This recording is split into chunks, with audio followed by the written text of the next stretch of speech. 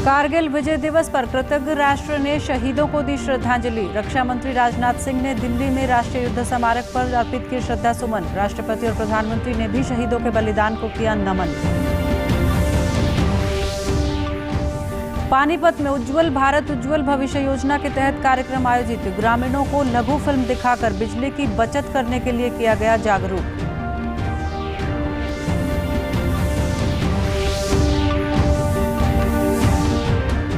NDRI Karnal ने पशुओं में भी आईवीएफ के माध्यम से गर्भ धारण करने की तकनीक ईजाद की। दुग्ध उत्पादन में वृद्धि होने से बढ़ेगी किसानों की आमदनी।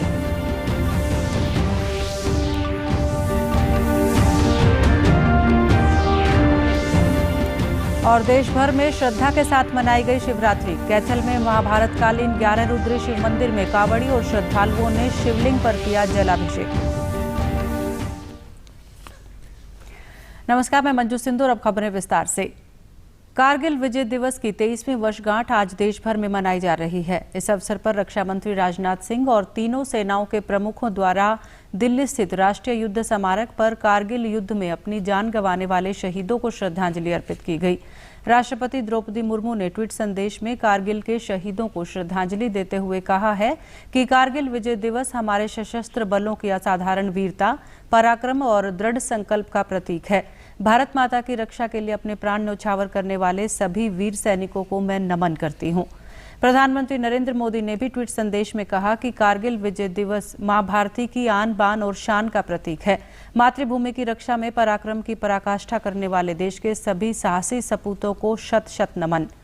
मुख्यमंत्री मनोहर लाल ने ट्वीट संदेश में कहा कि अपना सर्वस्व बलिदान कर मां भारती का शीश गर्व से ऊंचा करने वाले भारतीय सेना के जवानों को कोटि कोटि नमन।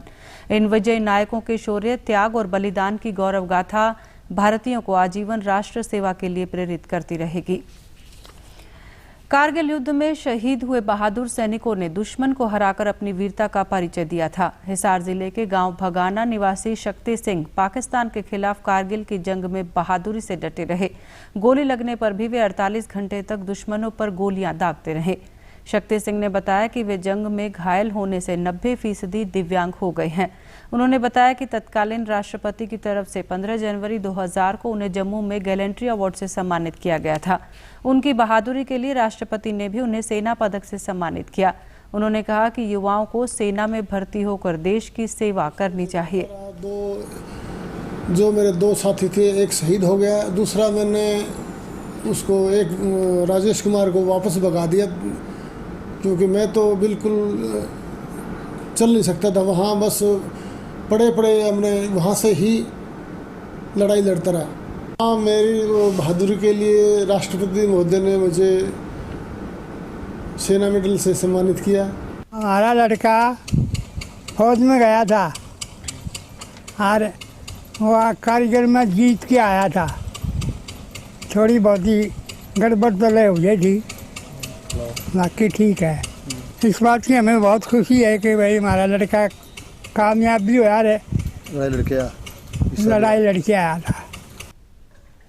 आज़ादी का अमृत महोत्सव के तहत पानीपत के गांव भोडवाल माजरी में उज्ज्वल भारत उज्ज्वल भविष्य योजना @2047 के तहत कार्यक्रम आयोजित किया गया।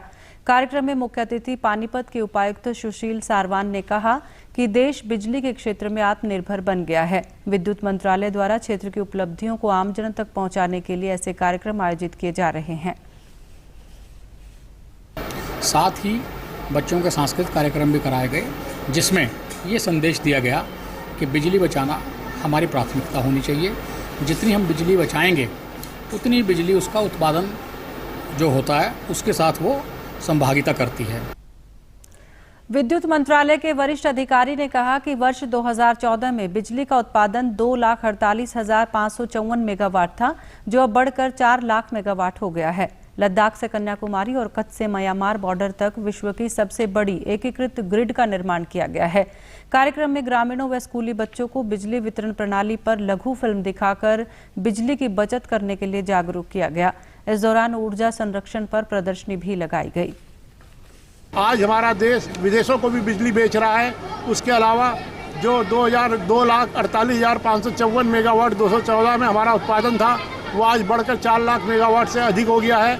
हमने एक देश को एक छोर से दूसरे छोर तक 1,12,000 मेगावाट बिजली का एक ग्रिड के माध्यम से भेजने की व्यवस्था कर ली है। जितने भी हमारे आसपास के एरिया हुआ करते थे वहाँ पे बहुत बुरी समस्या हुआ करती बिजली की, लेकिन IPDS में स्कीम के तहत जो प्रदेश सरकार में इतने बड़े लेवल पर काम हुए हैं, हम लोग खुश हैं।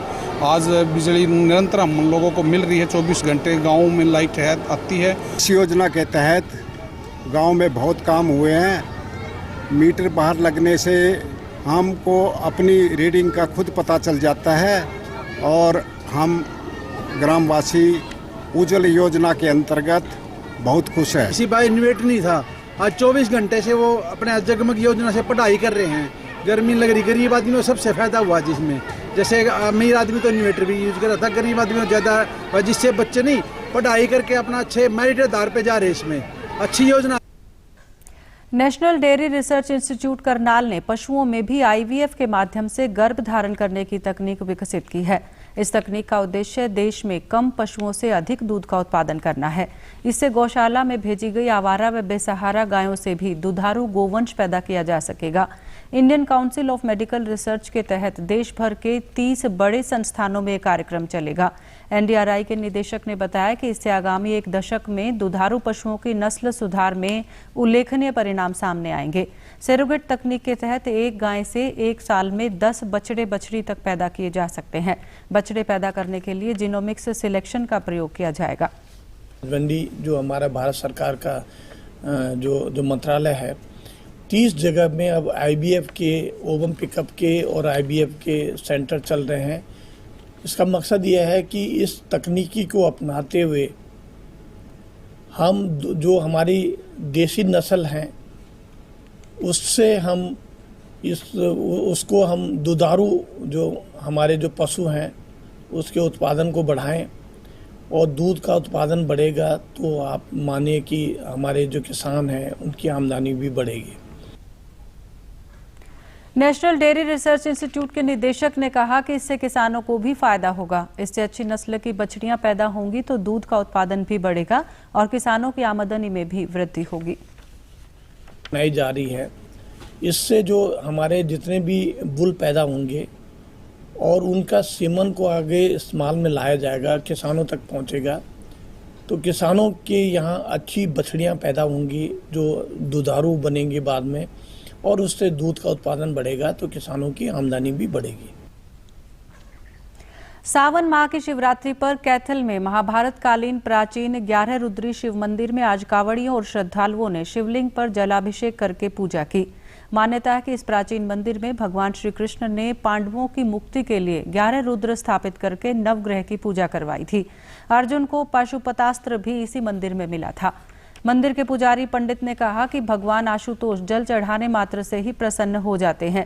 कोरोना महामारी के चलते 2 साल के बाद मंदिरों में इस बार रौनक लौटी है, क्योंकि कोरोना संक्रमण की वजह से कावड़ लाने पर भी प्रतिबंध लगा हुआ था।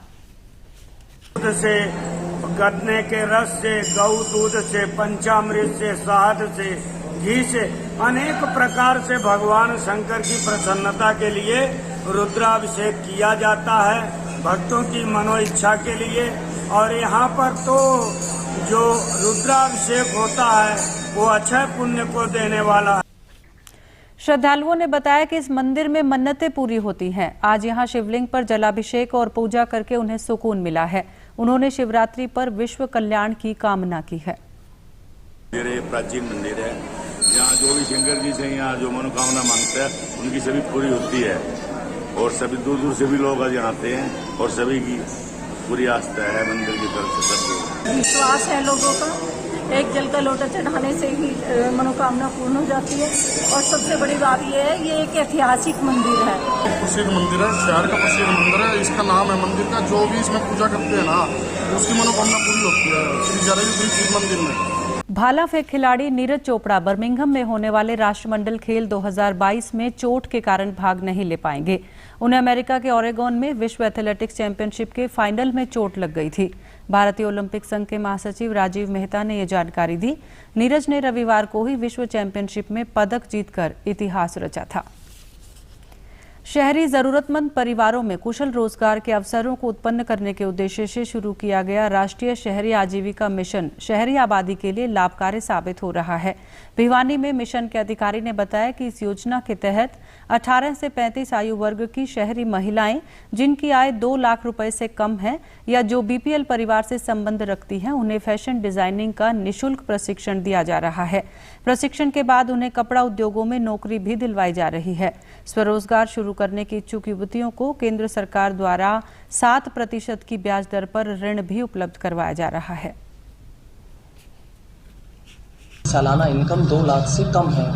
ये उन सभी शहरी क्षेत्र के लोगों के लिए है। इसमें जो ट्रेनिंग प्रावधान है वो 18 से लेकर 35 साल तक के बच्चे इसके अंदर लिया जाते हैं और उनको free of cost training course करवाए जाते हैं।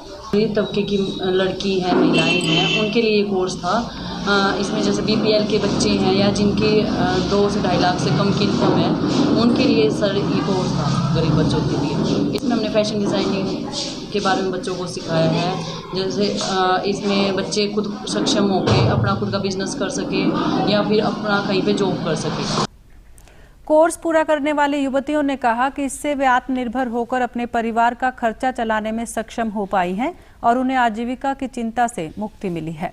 गवर्नमेंट उसके तहत हमें एक फैशन डिजाइनिंग करने का बहुत ही सुनहरा अवसर मिला है ताकि हम इसको कोशिश करें कि अपना रोजगार कर सके और हमारे लिए एक बहुत ही अच्छा मौका है। यहाँ पे बहुत अच्छा मौका मिला सीखने के लिए और हमें इससे बहुत कुछ सीखने को मिला। हम इससे अपना खुद का खर्चा उठा सकते हैं। अगर हमें आज के टाइम में नौकरी नहीं भी मिल रही, हम खुद से इसका अच्छे से अपना बेनिफिट उठा सकते हैं घर में रहकर। गृह मंत्री अनिल विज ने कल चंडीगढ़ में होम गार्ड्स और सिविल डिफेंस विभाग के ऑनलाइन ड्यूटी रोस्टर सिस्टम का शुभारंभ किया। उन्होंने कहा कि होमगार्ड के स्वयंसेवकों को विभिन्न सुविधाएं देने के लिए विभिन्न स्तरों पर बातचीत की जा रही है ताकि उन्हें भी पुलिस कर्मचारियों के समान सुविधाएं मिल सकें। गृह मंत्री ने अधिकारियों को निर्देश देते हुए कहा कि होमगार्ड के स्वयंसेवकों का सेवा रिकॉर्ड, ड्यूटी रिकॉर्ड, उपस्थिति रिकॉर्ड, भत्ता इत्यादि रिकॉर्ड डिजिटलाइज कर ड्यूटी लेने वाले विभागों के साथ एकीकृत भी किया जाए। भारत कोविड-19 के खिलाफ लड़ाई को मजबूत करने के लिए दुनिया का सबसे बड़ा टीकाकरण अभियान चला रहा है। केंद्रीय स्वास्थ्य और परिवार कल्याण मंत्रालय के मुताबिक राष्ट्रव्यापी टीकाकरण अभियान के तहत देश में अब तक कोविड रोधी टीकों की 202 करोड़ 50 लाख से अधिक खुराक दी जा चुकी हैं। वहीं पिछले 24 घंटों में कोविड के 14,500 से अधिक नए मामले सामने आए हैं और 18,000 से अधिक मरीज स्वस्थ हुए हैं। इससे स्वस्थ होने की दर 98.47% हो गई है। प्रदेश में भी कोरोना टीकाकरण का कार्य सुचारू रूप से जारी है। प्रदेश में अब तक कोरोना रोधी टीके की 4 करोड़ 45 लाख से अधिक खुराक दी जा चुकी है। प्रदेश में कोविड से 10,12,000 से अधिक लोग स्वस्थ हो चुके हैं, जबकि 2,500 से अधिक मामले सक्रिय हैं। डीडी न्यूज हरियाणा पर देश और प्रदेश से जुड़ी खबरों को विस्तार से जानने के लिए आप हमारे साथ फेसबुक, ट्विटर और यूट्यूब के माध्यम से भी जुड़ सकते हैं। हमसे जुड़ने के लिए आप हमारे सोशल मीडिया हैंडल को भी फॉलो कर सकते हैं। अब आप अपने मोबाइल फोन से QR कोड स्कैन कर हमारे यूट्यूब चैनल पर सीधे पहुंच सकते हैं। और अब अंत में इस बुलेटिन के मुख्य समाचार एक बार फिर।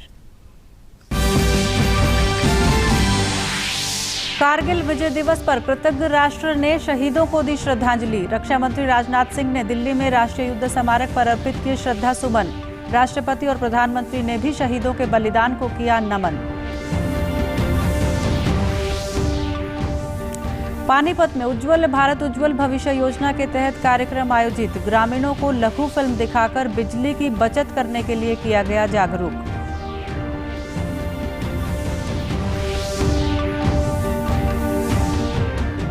NDRI करनाल ने पशुओं में भी IVF के माध्यम से गर्भ धारण करने की तकनीक इजाद की। दुग्ध उत्पादन में वृद्धि होने से बढ़ेगी किसानों की आमदनी।